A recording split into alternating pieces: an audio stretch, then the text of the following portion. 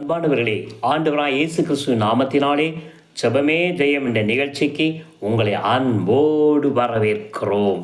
இன்றைய நாளின் வார்த்தை ஏசாயா 43 அதிகாரம் 2வது வசனம்.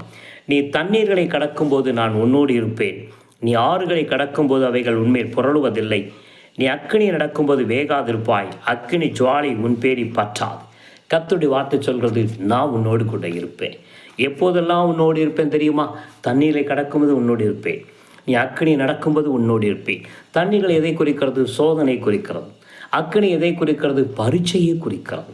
நீ சோதனை வழியாய் நீங்கள் கடந்து சென்றாலும் அல்லது பரீட்சையின் ஊடாய் கடந்து சென்றாலும் ஆண்டவர் சொல்கிறார், நான் உன்னோடு கூட இருப்பேன். சோதனையை பார்த்து திகைச்சு நிற்காதீங்க, கர்த்தர் உங்களோடு இருப்பார். பரீட்சையை பார்த்து பயப்படாதீங்க, ஆண்டவர் உங்களோடு இருப்பாருங்க. ஆமாங்க, பயத்தை தூக்கி ஓரமாக போடுங்க, ஆண்டவர் உங்களோடு இருப்பேன்னு சொல்லியிருக்காங்க. கவலைப்படாதீங்க. எந்த சோதனை, எந்த பிரச்சனை, எந்த பரீட்சை ஆனாலும் ஆண்டவர் உங்களோடு கூட இருந்து உங்களை விடுவிப்பார், உங்களை ஆசீர்வதிப்பார். அந்த பிரச்சனையிலிருந்து கடந்து வர உதவி செய்வாருங்க. சோதனையை தாண்ட உதவி செய்வார். அக்கினியிலே நடந்து வர கர்த்தர் உதவி செய்வார். பலன் தருவாருங்க. திராணிக்கு மேலாக ஆண்டவர் சோதனையை பரீட்சையை அனுமதிப்பதில்லைங்க. விசுவாசத்தோடு ஜெபிப்போமா? அன்பின் பிதாவே, நல்ல வேலைக்காக நன்றி செலுத்துகிறோம் தகப்பனே. நாங்களும் உம்முடைய பிள்ளைகளும் கர்த்தாவே, தண்ணீர் வழியாய் கடந்து செல்லும் போதும் அக்கினி நடக்கும் போதும் நான் உன்னோடு இருப்பேன் என்று வாக்கு கொடுத்திருக்கீங்கப்பா. நன்றி அப்பா. சோதனை வழியாய் செல்லும் போதும் பரீட்சை வழியாய் நாங்கள் கடந்து செல்லும் போதும் எங்களோடு கூட இருந்து சோதனையில் ஜெயத்தை தரும்படியாக ஜெபிக்கிறோம். பரீட்சையில் வெற்றியை தரும்படியாக நாங்கள் ஜெபிக்கிறோம். எல்லா நிலைமையிலும் நாங்கள் தேர்ச்சி பெற கிருபை தாரும்.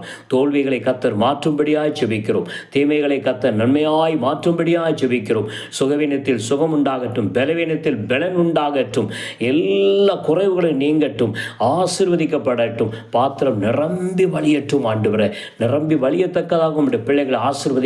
தொடர்ந்து கூட இருந்து நடத்துங்க. மகிமையாவும் மக்கே இயேசுவின் நாமத்தில் ஜெபிக்கிறோம் பிதாவே, ஆமேன். கர்த்தர் உங்களோடு இருப்பாருங்க. சோதனையிலும் பரீட்சையிலும் உங்களோடு கூட இருந்து ஜெயத்தையும் வெற்றியும் கொடுத்து ஆண்டவர் உங்களை ஆசீர்வதிப்பார்.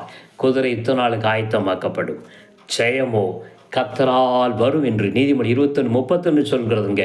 விசுவாசத்தோடு ஜெபம் பண்ணுங்க. எல்லா நிலைமைகளையும் மாற்றுவார். பிரச்சனைகளை கடந்து போக உதவி செய்வார். பயப்படாதீங்க, கவலைப்படாதீங்க. கர்த்தரை சார்ந்து கொள்ளுங்க. God bless you. Thank you.